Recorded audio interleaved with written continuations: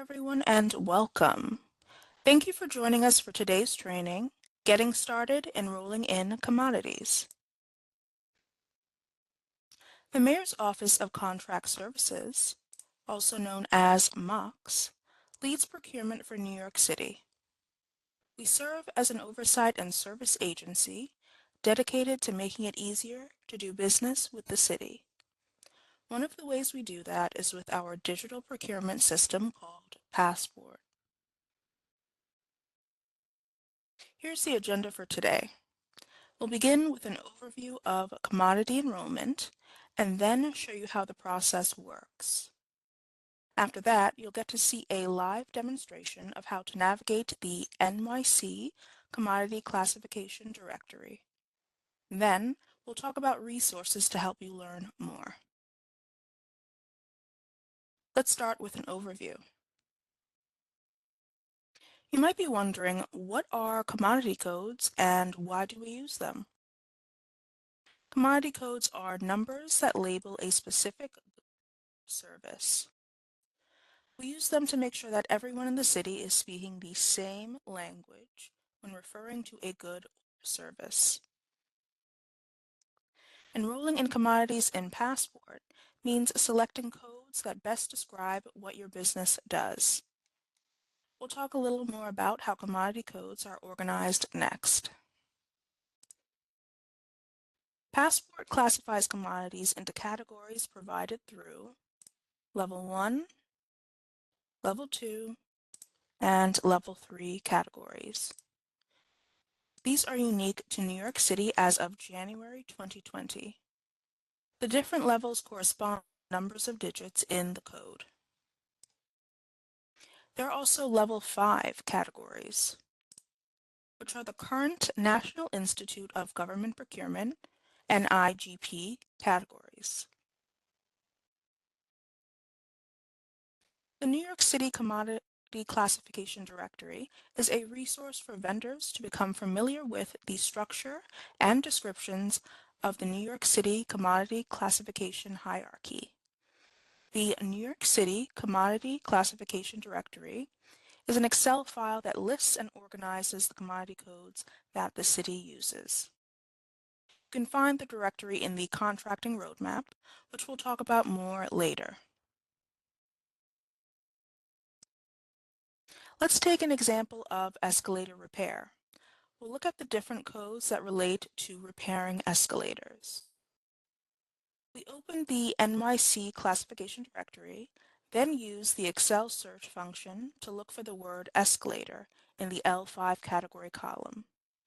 There are multiple results, including escalator sales or escalator parts, so we picked the one that related specifically to escalator repairs, 91020. Read the descriptions carefully to make sure you are listing the correct commodity. From there, we look to the left of the spreadsheet to find the L3 code, 106. The L3 code is the most important for enrolling in commodities in Passport, as this is the category you will list and provide documentation for. Moving further to the left, we'll show you the codes for Level 2 and Level 1. These levels are good for reference purposes and for helping you find related categories. Next, we'll talk about the process in more detail.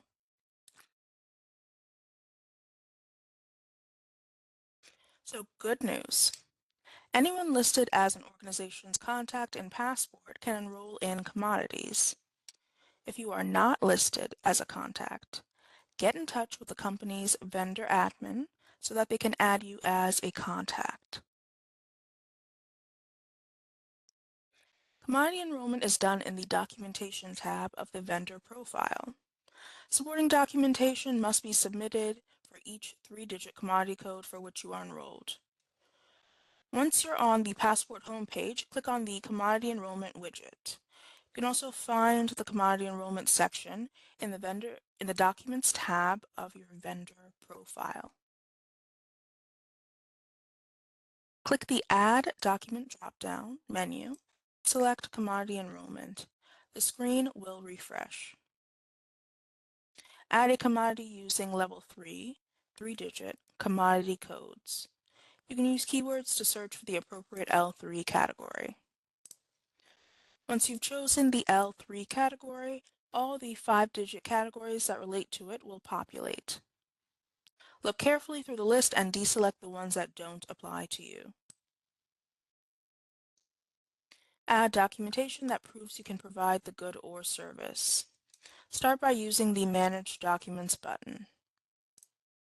Then select the file from your computer or the Passport Vault that relates to the 3-digit commodity code category.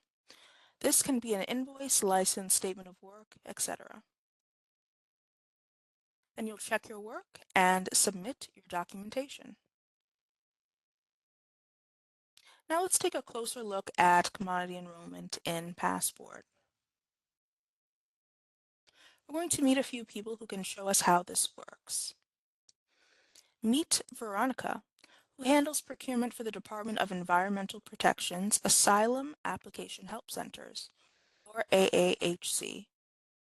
These centers assist new arrivals in applying for asylum, work authorizations, and/or TPS, temporary protective status.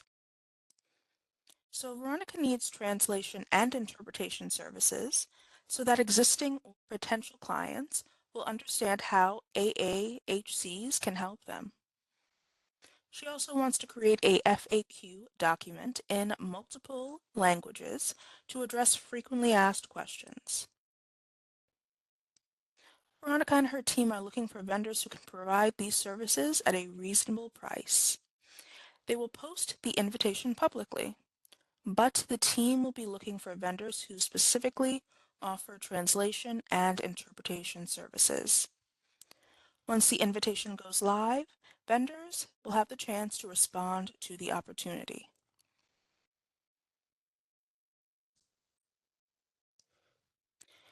Meet Sarah. Sarah owns Excelsior Language Interpretation and Translation Enterprises, a small business that offers translation services for businesses and governmental organizations.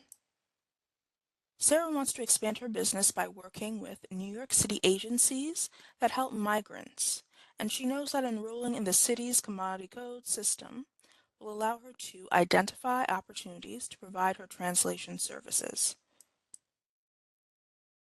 Her team specializes in translating documents, including immigration paperwork, legal forms, and educational materials to ensure non-English speaking migrants can access vital services. Let's work through the commodity enrollment process in Passport so that we can help Sarah show the city that what Excelsior Language Interpretation and Translation Enterprises has to offer.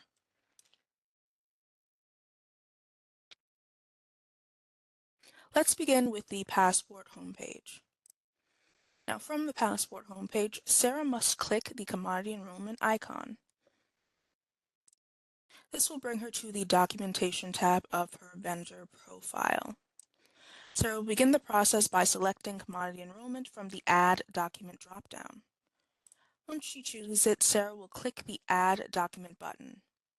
The screen will refresh and open an Edit Document window. Sarah then selects Commodity Enrollment Justification from the Document Type dropdown. The screen refreshes, and now it is time for Sarah to list her L3 commodity. There are two options, keyword or code. You can type a keyword in the field and select from the resulting choices, or you can look the commodity codes up in the directory and enter the L3 commodity code in the search field. Then select it from the dropdown. Sarah chooses option 1 and types in the word interpreter into the field. Then she selects the commodity code 367, which is for interpreter and translation services. Once she selects the L3 commodity code, the screen will refresh and she'll see all the L5 codes associated with this L3 category. Next, Sarah will review and edit her level 5 codes. Expand the view by using these stacked carets to see more. Deselect the codes that don't apply. Here, Sarah will click the X next to 96165 because her business does not provide sign language services. Make sure that the only L5 categories that are listed are the ones relevant to your business. Review, then save your work. Sarah must now upload documentation to support the commodity she has chosen. What can she use as supporting documentation? Examples of acceptable documentation include, but are not limited to, an invoice, license, contract, certification, statement of work, or capability statement. In short, vendors need to show that they can complete the kind of work they've listed as their L3 commodity. This is how to upload commodity documentation. So you'll click on the Manage Documents button, then choose to link a file from your computer or from the Passport Vault. In the Upload Document window, first enter a descriptive document name. If your agency has given you a format for uploading documents, then please follow that. If not, we recommend that your document name use the following format, which is date, document type, organization name.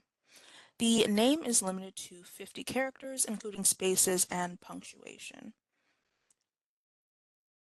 Then select Commodity Enrollment / Justification from the document type dropdown and click Next to continue.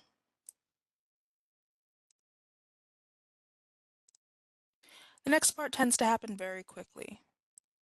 If the upload happens successfully, you should see a success message and the status in the Upload Document window will say Uploaded. Click Close. You will then see the document listed in the Edit Document window. Hit Submit, then Save and Close. The uploaded commodity and documentation are then shown in the Commodity Enrollment section in the Documentation tab of your vendor profile. You can add multiple commodities by repeating the process. Remember, it begins with the Add Document dropdown. If you want to edit or remove an existing commodity, use the pencil icon in the Commodity Enrollment table. Let's get back to our story. Sarah enrolled in the correct commodities and provided relevant documentation, so Veronica and her team were able to learn about her company and the services it offers. So good luck to both of you, Veronica and Sarah. Before we move on, here are some best practices and reminders for commodity enrollment. Enroll in commodities with SBS and make sure those codes are updated as well. Only enroll in commodity codes that reflect your organization's current capabilities. We recommend reviewing your commodity codes once a year. Become familiar with the language and commodity codes city agencies use.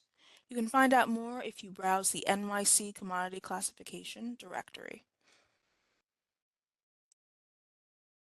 So now we've reached the demonstration portion of today's webinar. Today we'll be showing you how to use the NYC Commodity Classification Directory. All right, so to find the directory, I'm going to type in www.nyc.gov/contracting roadmap. All right, now we're on the contracting roadmap page. So we're going to click to show the city who you are, and then you'll see the question, has your organization enrolled in commodities and disclosed your NYC business certifications in Passport? Click no, and you'll see more information appears below. Then you'll see the words NYC Commodity Classification Directory. You click that link, and you'll open the document by double-clicking.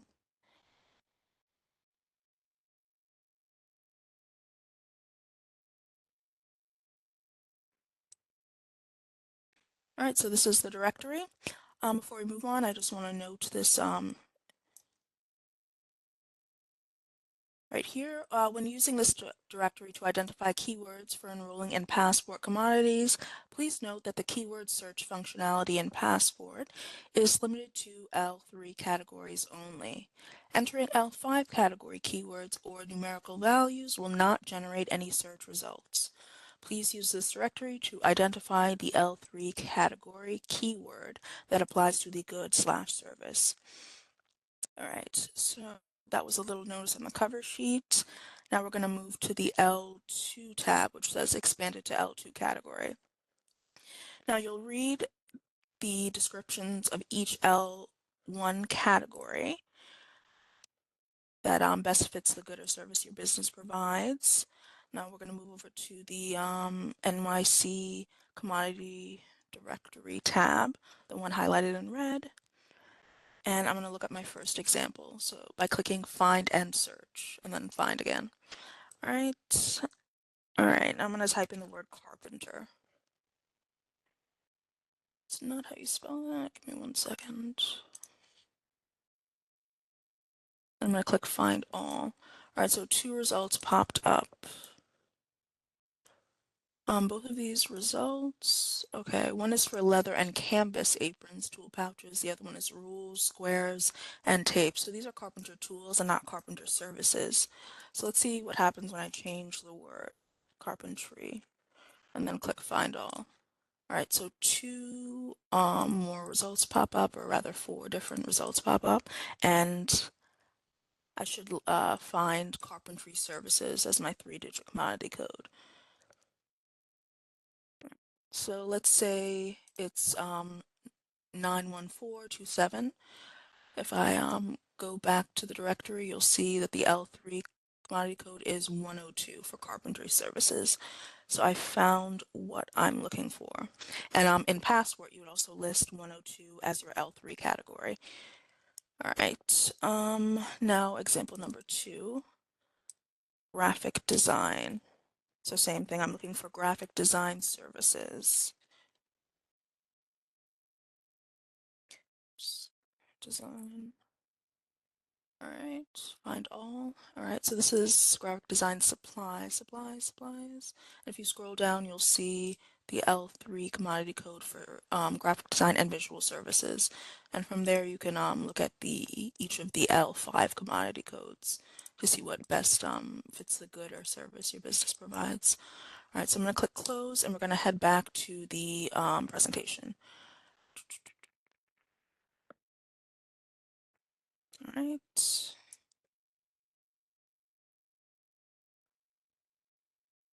All right, so MOCS has provided resources to help you work through the city's procurement process. If you're just getting started and not sure what you should do next, follow the contracting roadmap. This isn't just a pretty picture, it's our new interactive tool that you can find at nyc.gov/contracting roadmap. So each tile in the path is clickable and will show you your resources to help you get to the next step. To see resources about commodity enrollment, you would go to the Show the City Who You Are section and then answer no, like I did in the live demo. You will then click the link to the NYC Commodity Classification Directory. All right. You can also access our learning resources library page by visiting nyc.gov/learnpassport. On that page, we recommend using the panel on the right to get to the topics you're interested in. You will also be able to find some resources in Spanish. Please remember to visit the Trainings tab on nyc.gov/learnpassport. There you'll have the opportunity to sign up for future trainings and see webinar recordings. So to learn more, you want to watch the webinar recording for Enrolling in Commodities. Still have questions or need help navigating Passport? Check out our MOCS help page by visiting nyc.gov/MOCShelp. You can review answers to frequently asked questions to address your Passport issues. To submit an inquiry to the MOCS service desk, click the link at the bottom of the page. We host several free trainings and events to help organizations do business with NYC. So please visit mocsvendortraining.eventbrite.com to learn more and register for our upcoming events. Follow us to stay up to date on our events. Getting Started is our series of monthly webinars designed for new vendors who want to learn how to confidently navigate Passport and contract with NYC. MOCS in Your Neighborhood is our series of in-person trainings and networking opportunities for vendors across NYC. And finally, Passport Vendor Financials is our series of webinars that show vendors currently contracting with the city how to use Passport to get paid.